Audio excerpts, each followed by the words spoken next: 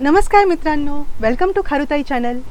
ह्या व्हिडिओमध्ये आपण प्रॉफिट म्हणजे काय, लॉस म्हणजे काय, इन्कम म्हणजे काय असतं, रेव्हेन्यू काय असतं हे बघणार आहोत. तर सुरुवात करायच्या आधी आपण एक एक्झाम्पल घेऊया. समजा आपण एक बॅग विकत घेतो आणि विकतो असा बिझनेस करतोय. We are trading in bags.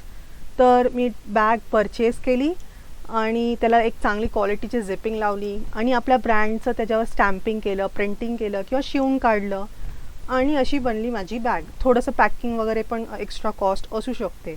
म्हणजे काय, परचेस कॉस्ट आणि थोडी अदर एक्सपेन्सेस, अदर कॉस्ट मिळून बनते आपली टोटल कॉस्ट. तर परचेस प्राईजला आपण PP बोलूया आणि कॉस्ट प्राईजला आपण CP बोलूया. आणि ही बॅग मग नंतर आपण विकतो सेल प्राईजला, समजा 1000 रुपये. तर मग प्रॉफिट म्हणजे काय? When the selling price of goods is more than the cost price, it is a profit.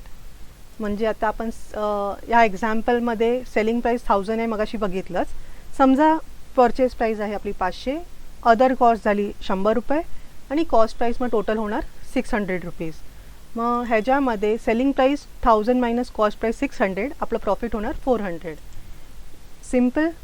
Profit increases the capital of the business. Profit झालं म्हणजे बिझनेस आणि बिझनेस पर्सन वेगळं असतं. मग बिझनेसमध्ये जो काय प्रॉफिट होतो किंवा लॉस होतो तो बिझनेस ओनरची करामत आहे, तर ते शेवटी त्याला मिळतं. तर समजा हे ओनर्स कॅपिटल अकाउंट आहे आणि प्रॉफिट अँड लॉस अकाउंट आहे. ह्याच्यामध्ये तुम्हाला दाखवायचं झालं तर ओनर्स कॅपिटलचं ओपनिंग बॅलन्स आहे 1 लाख रुपीज आणि त्याने परचेस प्राईस 500 रुपये, अदर कॉस्ट 100 रुपये असे अदर कॉस्ट डेबिट केले आणि सेल केलं 1000 रुपीजला आणि टोटलिंग केलं. बॅलन्स आपला होणार तो प्रॉफिट 400 रुपीज. मग तो शेवटी जाणार ओनर्स कॅपिटलला. प्रॉफिट इथे त्याच्या बॅलन्समध्ये ॲड होणार 400 रुपये at the time of closing of the books. हे 400 रुपये त्याच्या ओनर्सच्या कॅपिटलमध्ये ॲड होणार, म्हणजे त्याची बॅलन्स 400 रुपयेने वाढणार. मग लॉस म्हणजे काय? Wien cost price of goods is more than it's selling price, it is a loss. म्हणजे जर खर्च जास्त असेल सेलिंग प्राईसपेक्षा तर मग ऑब्व्हियसली ते लॉसमध्ये गेलं ना. मग म्हणजे समजा परचेस प्राईस आहे 800 रुपये, अदर कॉस्ट आहे 300 रुपये.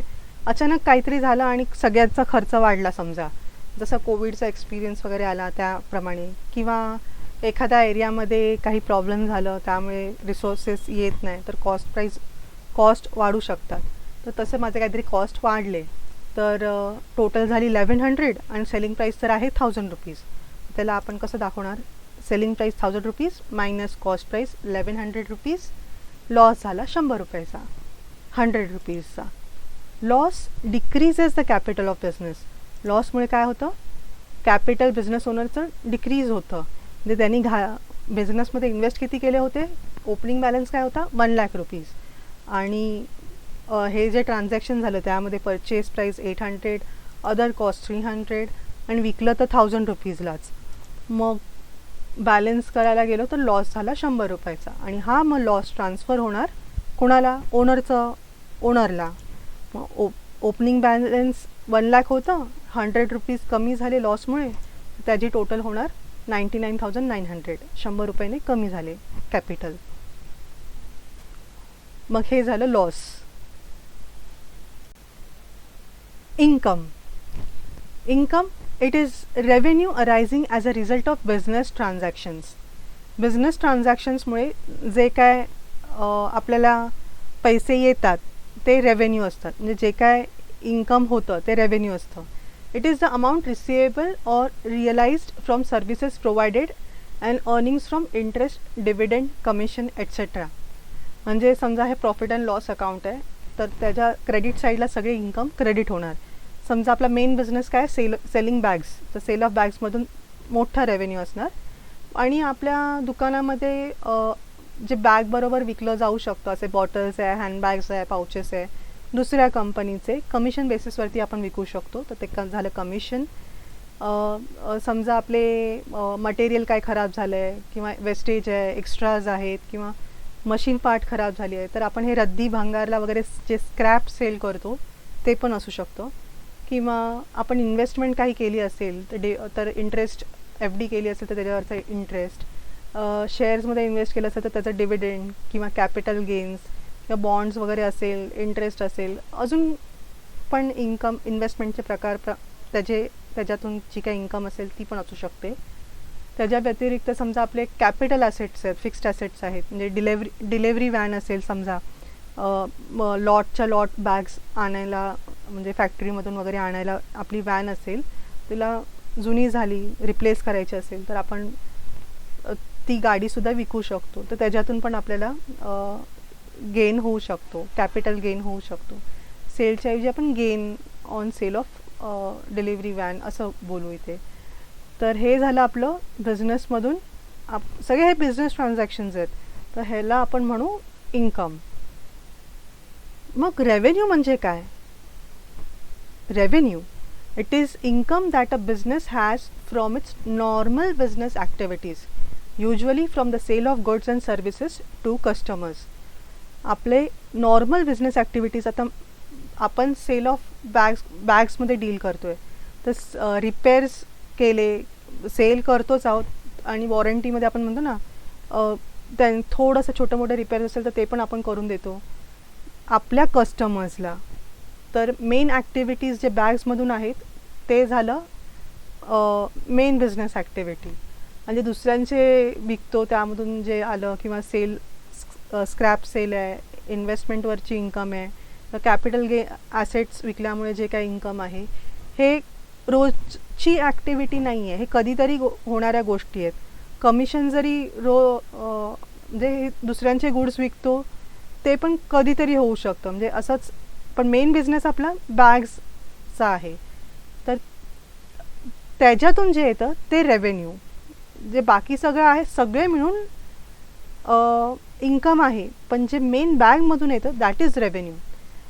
तुम्ही ऐकलं असेल ट्रेडिंग अकाउंट आणि P&L account, profit and loss account, असं पण वेगळं पण केलं जातं. ट्रेडिंग अकाउंटमध्ये मेन बिझनेस ॲक्टिव्हिटीजचे इन्कम आणि एक्सपेन्सेस रेकॉर्ड होतात, आणि मग हे अदर इन्कम आहे, बिझनेस ॲक्टिव्हिटीज आहे पण कधीतरी होणाऱ्या गोष्टी आहेत, साईड इन्कम म्हणू आपण ह्याला. तर ते आपण P&L अकाउंटमध्ये, प्रॉफिट अँड लॉस अकाउंटमध्ये दाखवतो.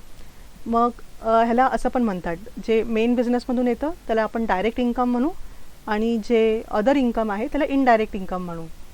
तर जे डायरेक्ट इन्कम आहे ते असतं रेव्हेन्यू, त्याला आपण रेव्हेन्यू म्हणतो. ह्या बिझनेसचा रेव्हेन्यू एवढा आहे. सो टू समराईज, प्रॉफिट म्हणजे काय? तर सेलिंग प्राईस कॉस्ट प्राईसपेक्षा जास्त असेल तर आपल्याला प्रॉफिट होतो, आणि त्यामुळे आपलं ओनर्सचं कॅपिटल वाढतं. लॉस म्हणजे काय? कॉस्ट, खर्च, म्हणजे कॉस्ट प्राईस जर सेलिंग प्राईसहून जास्त असेल तर लॉस होतं, त्याने कॅपिटल कमी होतं. इन्कम म्हणजे काय? तर ऑल बिझनेस ट्रान्झॅक्शन्समधून जे काही येतं, रेव्हेन्यू येतं, दॅट इज इन्कम. ते सेल ऑफ गुड्स, डिव्हिडंड्स, कमिशन, जे काय असेल, एजन्सी कमिशन एजन्सीमधून येतं, आपण तिथे. मग हे सगळं झालं इन्कम. आणि त्यात फक्त नॉर्मल बिझनेस ॲक्टिव्हिटीज, म्हणजे आपण बॅगमध्ये डील करतो आहे तर बॅग सेल करण्यामधून किंवा बॅग रिपेअर्स करण्यामधून जे सर्व्हिसेस, असे सर्व्हिसेस आपण जे कस्टमर्सला देतो त्यातून जे काय येतं त्याला म्हणतो आपण रेव्हेन्यू. नॉर्मल बिझनेस ॲक्टिव्हिटीज म्हणून जे काय येतं ते रेव्हेन्यू. तर रेव्हेन्यू नॉर्मल बिझनेस ॲक्टिव्हिटीजमधून येतात, आणि income from all business transactions येतं. तर ही झाली summary. Thank you for watching the video. Summary notes आणि अपडेट्स तुम्हाला टेलिग्राम चॅनलवर मिळतील, आणि आवडलं असेल तर नक्की लाईक करा, शेअर करा मित्रांबरोबर, आणि सबस्क्राईब करा, बेल आयकनवर क्लिक करा पुढचे नोटिफिकेशन्स मिळण्यासाठी.